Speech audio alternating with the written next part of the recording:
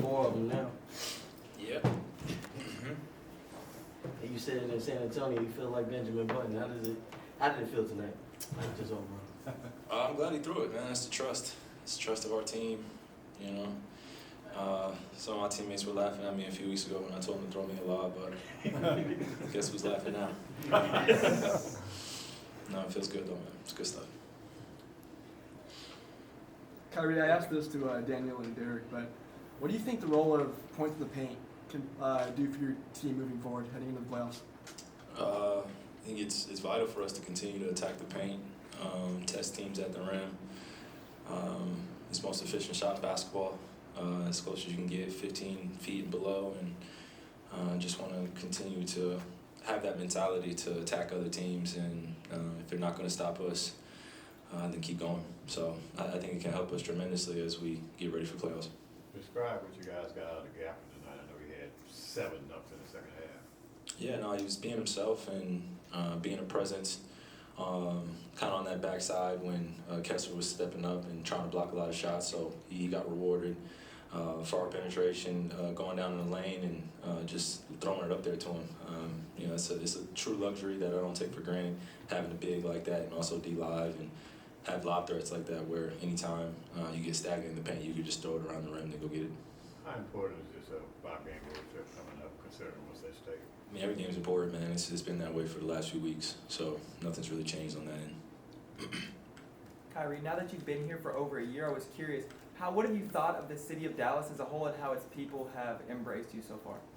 I mean, I think it's a little bit deeper than just being embraced by the Dallas community.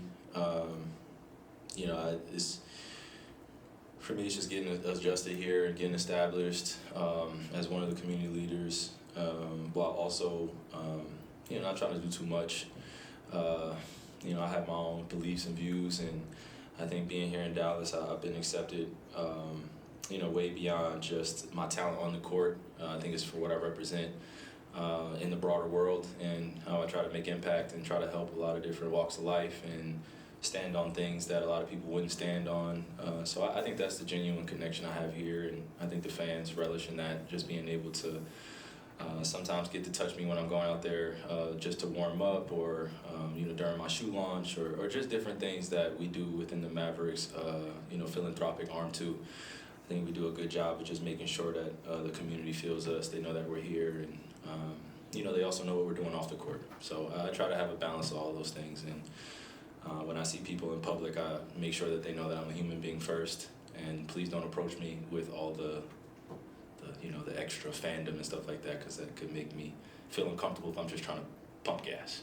You know? So you guys know exactly what I'm saying. Just I don't mind the fandom. It's just sometimes I just want to be treated like a regular human being. I don't say sometimes I want to be treated like a human being, and just how are you, how you doing, and a handshake and a picture goes a long way. I try to remember everybody's names. I introduce myself, and the little things like that make a lasting impact. So that's what I try to do here.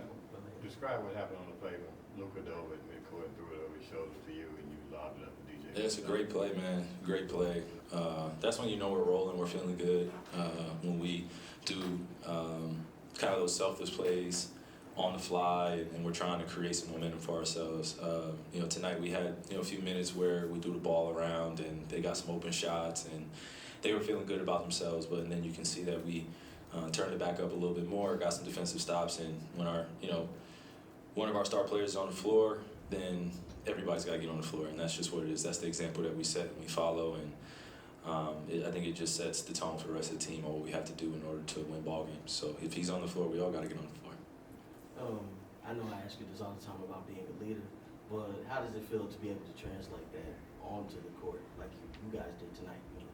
You know, it feels great, and it's something that we don't take for granted because it's taking time to build, and we've had to be patient. We've had to build through adversity and also some of our failures, and I think that's been the beautiful aspect of it. Is just through our struggles, we've been able to come out on the other side and see some glimmer of light and turn it into wins.